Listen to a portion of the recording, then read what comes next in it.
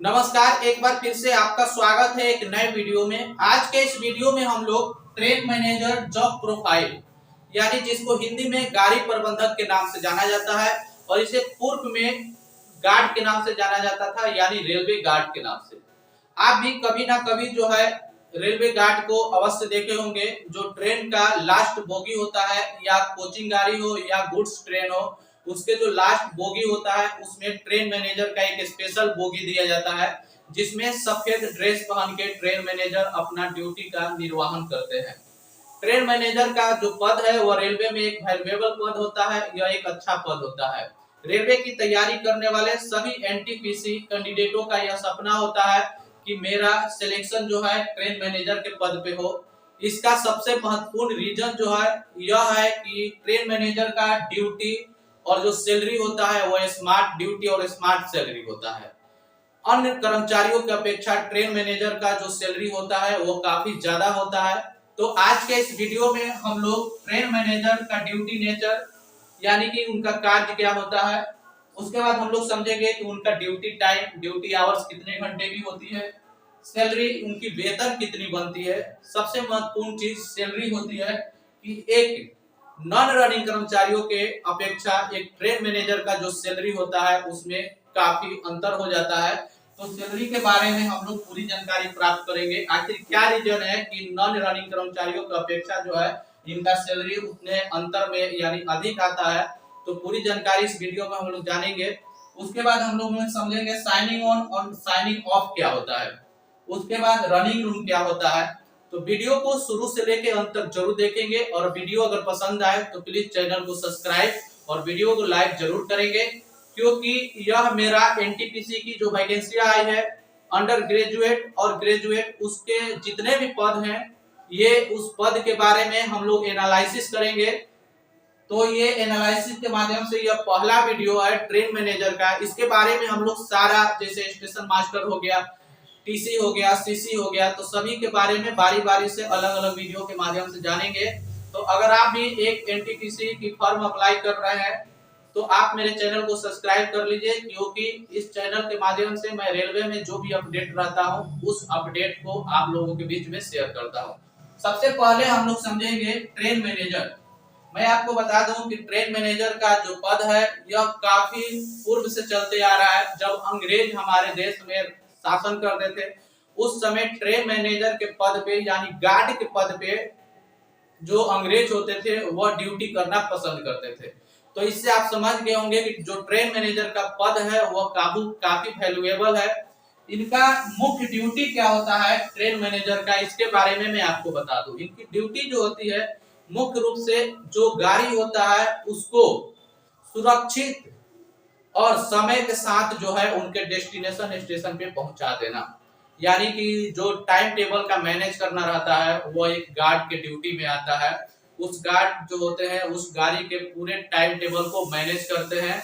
और जो loco pilot होते हैं वह गाड़ी का जब परिचालन करते हैं, जब उनको सिग्नल मिलता है आगे जाने के लिए, तो वो गार्ड से बिना पूछे हुए वो गाड़ी को आगे नहीं बढ़ा सकते हैं। तो आप इससे समझ गए होंगे कि जब तक गार्ड आदेश नहीं देगा कि गाड़ी को आगे बढ़ाया जाए तब तक एक लोको पायलट अपने गाड़ी को आगे नहीं बढ़ा सकते हैं। तो आप ये समझ गए होंगे कि गार्ड का जो ड्यूटी है वो कितना वैल्यूएबल है, यानी गाड़ी का परिचालन करना मुख्य रूप से एक ट्रेन मैनेजर पर निर्भर करता है। इनका जो ड्यूटी नेचर होता है मुख्य रूप से कभी भी इनका ड्यूटी लग सकता है, इनका टाइमिंग कोई फिक्स नहीं रहता है।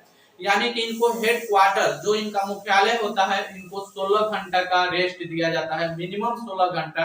अगर इनका रोस्टर ठीक रहे, रोस्टर जो होता है एक सीएमएस होता है रेलवे में, एक मशीन है, एक सॉफ्टवेयर है CMS, crew management system, crew management system CMS, उसी के माध्यम से जो ट्रेन मैनेजर होते हैं, लोको पायलट होते हैं, उनका ड्यूटी लगाया जाता है। यानी कि जो उसका रोस्टर होता है सीएमएस में उसके अनुसार अगर इनकी बारी आ जाती है किसी ट्रेन मैनेजर के तो उनको ड्यूटी पे लगाया जाता है। गुड्स ट्रेन के लिए जो होता है अलग ड्यूटी लगती है और पैसेंजर और मेल एक्सप्रेस ट्रेनों के लिए जो है अलग ड्यूटी लगाई जाती है।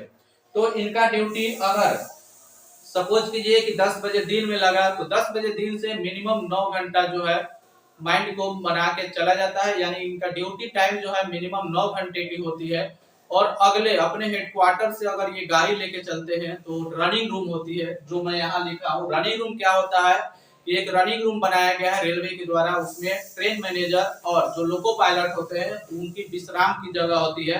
यानी अगर वो अपने मुख्यालय से गाड़ी लेकर रनिंग रूम की तरफ जाते हैं और वहां उनकी ड्यूटी ऑफ हो जाती है, तो वहां पे उनको मिनिमम 8 घंटे की रेस्ट दी जाती है। जो रनिंग रूम में सारी सुविधा होती है, वहां पे खाने बनाने वाले होते हैं, वहां पे बेड लगाने वाले होते हैं, और जो रूम होता है फुली एसी होता है। तो आप रनिंग रूम में जाके मिनिमम 8 घंटे रेस्ट करेंगे और 8 घंटे के बाद ही आपका गाड़ी का फिर से ड्यूटी लगेगा, और वह गाड़ी आपके हेडक्वार्टर के लिए बुक होगी या किसी अन्य रनिंग रूम के लिए भी बुक हो सकता है, अगर आप गुड्स ट्रेन में ड्यूटी कर रहे हैं तब। यानी गुड्स ट्रेन में ड्यूटी करना का मतलब ये है कि आप अगर अपने हेडक्वार्टर से एक रनिंग रूम में चले जाते हैं तो वहां से आपको ये फिक्स नहीं है कि आपके अगला गाड़ी जो मिलेगा रनिंग रूम से वो आपके हेडक्वार्टर के लिए ही मिलेगी, ये कोई निश्चित नहीं रहता है। ये दूसरे रनिंग रूम के लिए भी मिल सकता है। सपोज कीजिए कि एक रनिंग रूम गए, वहां से फिर आप दूसरे रनिंग रूम चले गए, तो जो दूसरे रनिंग रूम गए वहां से अगर आपकी गाड़ी की बुकिंग होती है तो वह फिक्स है कि आपका जो है हेडक्वार्टर के लिए ही गाड़ी बुक होगी। तो आप ये समझ गए होंगे कि इनकी ड्यूटी जो होती है कोई टाइम टेबल के अनुसार नहीं होती है, इनकी ड्यूटी कभी भी लग सकती है। और मिनिमम रेस्ट का जो प्रावधान है उसको कंप्लीट करने के बाद ही इनकी ड्यूटी लगाई जाएगी। ऐसा नहीं है कि 4 घंटे के बाद ही इनकी ड्यूटी लगा दी जाएगी, ऐसा कुछ नहीं है। अब हम लोग समझते हैं कि ड्यूटी टाइम क्या होता है। मैं आपको बता दिया कि मिनिमम इनकी ड्यूटी टाइम जो होती है 9 घंटे की होती है, और कभी काल क्या होती है कि 2 घंटे 4 घंटे में भी इनकी रिलीफ हो जाती है। सपोज कीजिए कि आप किसी स्टेशन से गाड़ी लेके चले, और उस गुड्स ट्रेन की बात कर रहा हूं मैं अभी, उस स्टेशन से आप गाड़ी लेकर चले और उस जो गाड़ी है वह अगले स्टेशन ही जाने वाली है और वहीं पे उनका डेस्टिनेशन स्टेशन है। तो आप एक स्टेशन से जो दूसरे स्टेशन गाड़ी पहुंचा दिए, अगर 1 घंटे में ही गाड़ी पहुंच गई तो आपको वहां पे रिलीव कर दी जाएगी। यानी आपकी ड्यूटी जो है 1 घंटे में भी समाप्त हो सकती है। तो ये कभी कभी होती है, हमेशा ऐसा नहीं होता है। आपको माइंड बना के चलना पड़ेगा कि मुझे 9 घंटे की ड्यूटी करनी है। उसके बाद क्या होता है कि सैलरी, ये काफी महत्वपूर्ण है। सैलरी के बारे में मैं आपको बता दूं, इनके सैलरी में क्या होता है कि इनको सबसे पहले बेसिक मिलता है। अगर आप अभी एनटीपीसी के माध्यम से आपका ज्वाइनिंग होगा तो वो लेवल 5 में होगा। लेवल 5 रेलवे का जो सिविल पे कमीशन के अनुसार लेवल है वो लेवल 5 है, जो 2800 जीपी के अंतर्गत आता है। और इसका जो बेसिक है 29,200, यानी आपका मिनिमम बेसिक जो है वह 29,200 फिक्स किया जाएगा। और इस पे आपको फिर से डीए मिलेगा। डीए के अर्थ हो गया कि अभी 50% डीए है, 50% डीए है, तो आपको 29,200 का 50% डीए दिया जाएगा। डीए मिलने के बाद सपोज कीजिए कि आपको 15,000 के आसपास डीए मिलेगा, तो 29,000 प्लस 15,000 को ऐड करेंगे। उसके बाद आपको हाउस रेंट यानी एचआरए मिलेगा, मकान किराया भत्ता मिलेगा। मकान किराया भत्ता जो है 29,200 का शहर के अनुसार यानी कि XYZ कैटेगरी में एचआरए के लिए बांटा गया है। तो आपको जो शहर मिलता है, अगर दिल्ली मुंबई कोलकाता में रहते हैं तो आपको 30% एचआरए मिलेगा। यानी कि 29,200 का 30% जितना आएगा वो भी आपके सैलरी में ऐड हो जाएगा। आप अगर 10% शहर में रहते हैं तो आपको इसका 10% मिलेगा, 20% के शहर में रहते हैं तो इसका 20%। तो आपको एचआरए मिला। उसके बाद आपको मिलता है ट्रांसपोर्ट अलाउंस। ट्रांसपोर्ट अलाउंस जो होता है ये सभी कर्मचारियों को मिलता है, ट्रेन मैनेजर को भी मिलता है। ट्रांसपोर्ट अलाउंस लगभग आपको 3,000 रुपए के आसपास इसमें मिलेगा। उसके बाद इसका सबसे स्मार्ट सैलरी जो है अन्य कर्मचारियों के अपेक्षा जो हाई हो जाता है उसमें होता है माइलेज भत्ता, यानी कि माइलेज अलाउंस। माइलेज अलाउंस क्या है कि आपको माइलेज अलाउंस जो है मंथली काउंट किया जाता है।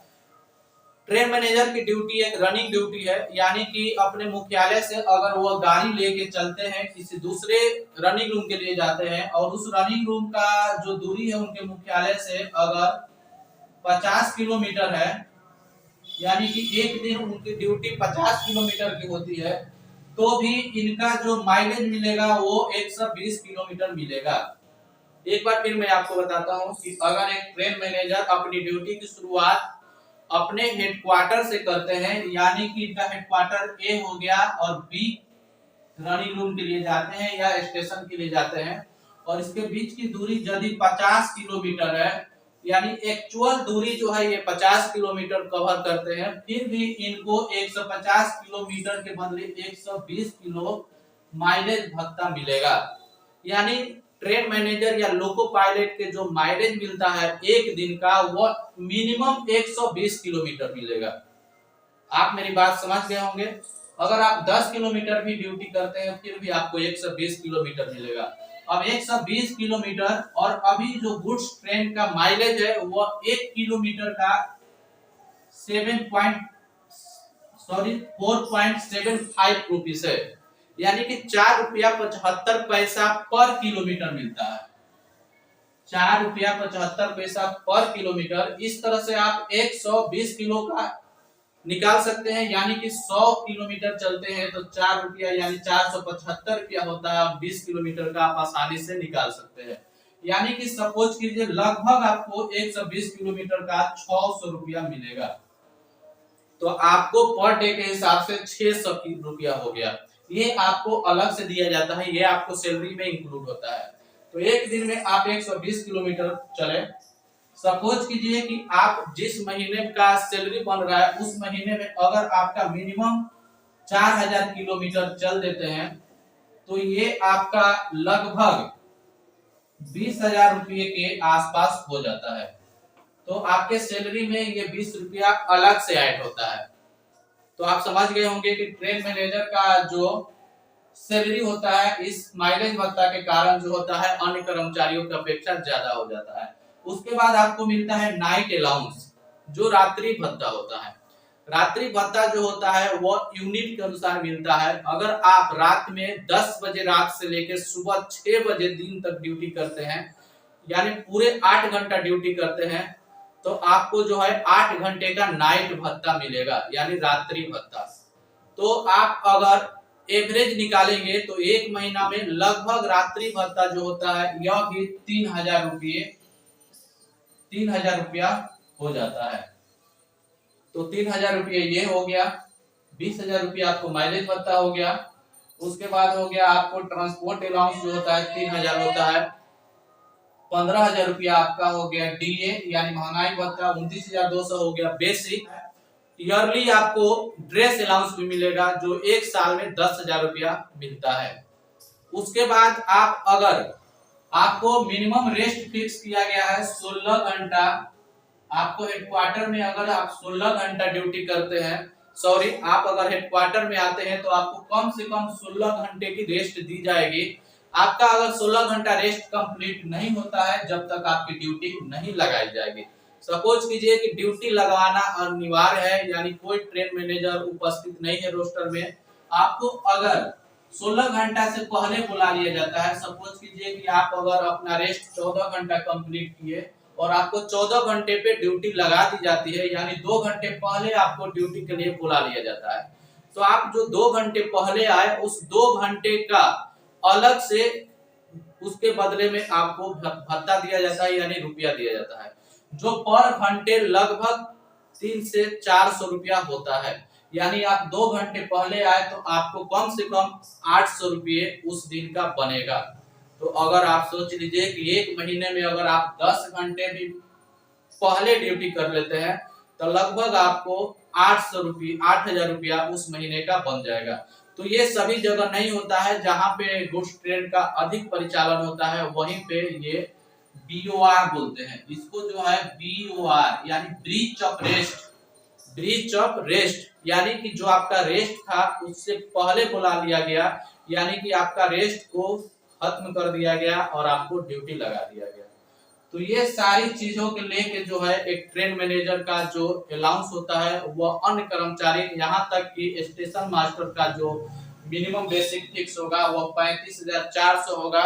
फिर भी एक ट्रेन मैनेजर का सैलरी जो होता है वह एक स्टेशन मास्टर के सैलरी से अधिक हो जाता है। तो आप ये समझ गए होंगे। अब हम लोग समझते हैं कि साइनिंग ऑन और साइनिंग ऑफ क्या होता है। मैं अभी बताया कि आपकी ड्यूटी टाइम जो है वो 9 घंटे की फिक्स होती है। कभी कभी वैसा समय आ जाता है जिसमें आपको 10 घंटा 11 घंटे ड्यूटी करनी होती है, तो उसके लिए आपको स्टेशन मास्टर के माध्यम से आपको मेमो दिया जाता है कि आपकी ड्यूटी 11 घंटे करनी होगी, क्योंकि आगे जो है ट्रेन का बंचिंग है, यानी बहुत सारी ट्रेन है, पाथ जो है नहीं मिल रहा है गाड़ी चलाने के लिए, तो आपको उस टाइप का मेमो दिया जाएगा। जो कभी कभी समय आता है जो आपको 11 घंटे 12 घंटे की ड्यूटी करनी होती है। तो इसमें साइनिंग ऑन जब आपकी ड्यूटी लगाई जाती है, जब आपको, और एक मैं बात बता दूं कि आपकी ड्यूटी जो है फोन के माध्यम से लगाई जाएगी। आपको फोन किया जाएगा और कहा जाएगा कि आपको 9 बजे आना है और ये ट्रेन लेकर ये यहाँ तक आपको जाना है। तो 9 बजे का टाइमिंग दिया जाएगा। तो जो एक मशीन होता है सीएमएस क्रू मैनेजमेंट सिस्टम, उस पे आप आएंगे, ऑनलाइन साइनिंग ऑन करेंगे, यानी कि आप अपना ड्यूटी ऑन करेंगे। जब ड्यूटी ऑन कर लेंगे तो उस ड्यूटी ऑन करने के बाद जब अपना आप ड्यूटी जाकर फिर वहां एक मशीन लगा रहेगा, वहां पे आपको एल्कोहल टेस्ट होता है कि आप किसी प्रकार के एल्कोहल का सेवन किए हैं या नहीं किए हैं। वहां पे अल्कोहल टेस्ट करने के बाद आपको जो है साइनिंग ऑफ करना रहता है। अल्कोहल टेस्ट दोनों जगह कराया जाता है। आप अपना ड्यूटी शुरू करेंगे उससे पूर्व में भी अल्कोहल टेस्ट होगा, और जब आप ड्यूटी ऑफ करेंगे उस समय भी आपका अल्कोहल टेस्ट जांच होता है। तो साइनिंग ऑफ करेंगे वहां, तो जब आप साइनिंग ऑन किए और जब आप साइनिंग ऑफ किए, तो साइनिंग ऑन साइनिंग ऑफ के बारे में समझ गए। अब रनिंग रूम हम समझते हैं कि रनिंग रूम क्या होता है। मैं आपको बता दिया कि जो लोको पायलट और ट्रेन मैनेजर होते हैं उनका जो मुख्यालय होता है, उनका ड्यूटी मुख्यालय में नहीं होता है। वह मुख्यालय से गाड़ी लेके किसी दूसरे स्टेशन पे जाते हैं, और किसी किसी नोमिनेट स्टेशन पे एक रनिंग रूम बनाया गया है रेलवे के द्वारा, जिसमें लोको पायलट और ट्रेन मैनेजर के लिए ही बनाया गया है। उस रनिंग रूम में ड्यूटी ऑफ होता है, तो रनिंग रूम में ट्रेन मैनेजर और लोको पायलट को भेज दिया जाता है। वहां पे ट्रेन मैनेजर अपना रेस्ट करते हैं, और जब उनका नंबर आता है ड्यूटी का, उस समय उनको बुला के फिर से गाड़ी बुक किया जाता है। रनिंग रूम में सारी फैसिलिटी रहती है, खाने की, पीने की, नहाने की, रेस्ट करने की। तो आप समझ गए कि रनिंग रूम क्या है। तो ये था ट्रेन मैनेजर का जॉब प्रोफाइल। मैं आशा करता हूं कि जो ट्रेन मैनेजर होते हैं उनके जॉब प्रोफाइल के बारे में आप अच्छी तरह समझ गए होंगे। अगर आपके मन में किसी प्रकार का ट्रेन मैनेजर से संबंधित प्रश्न है तो आप कमेंट जरूर करेंगे, मैं उस कमेंट का रिप्लाई जरूर दूंगा।